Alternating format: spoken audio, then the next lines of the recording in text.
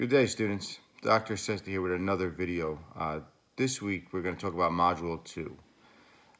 First and foremost, happy holidays, happy new year. Thank you to our servicemen and women who are serving all around the country and abroad. We understand the sacrifice you make, and on behalf of Trident University International and myself, we thank you for the sacrifice you do for this great country. So a little bit I wanted to talk about in Module 2. So students, if you're handing in a paper and turn it in and the score is relatively high meaning 20 to 25%, you need to resubmit it and kind of look at why turning in is marking that so high. That's important. It's part of the learning progress. Numerous times I may ask a student to resubmit a paper, and for this semester, I really thank each one of you who have taken the time to look at my critiques and kind of hone in on what I'm looking for. I know sometimes it's burdensome, but really is part of this learning academic process. And again, if you'd like to submit a draft to me, I'm always available to review a draft. I encourage everyone to use APA style. I know it's recommended for graduate, and undergrad is kind of a little bit flexible.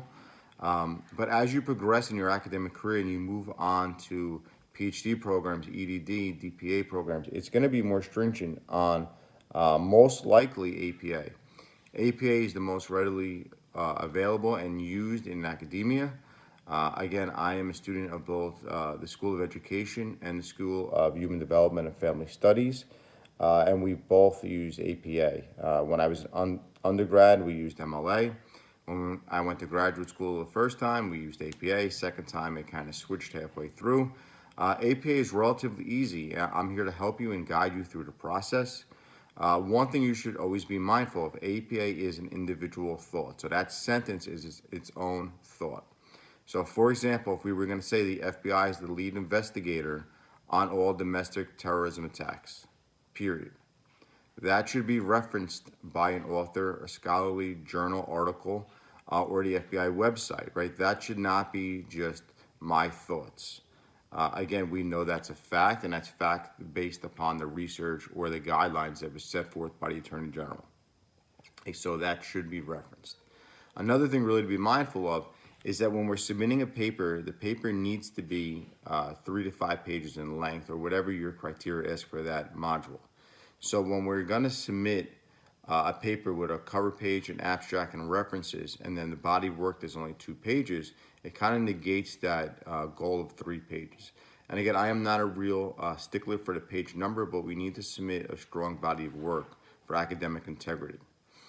So again, I wanted to really just touch upon APA. I want to touch about turn it in. If we're seeing papers that are turning in 75%, 80%, I'm going to assume that there's an issue with APA, MLA, or whatever reference database that you're utilizing.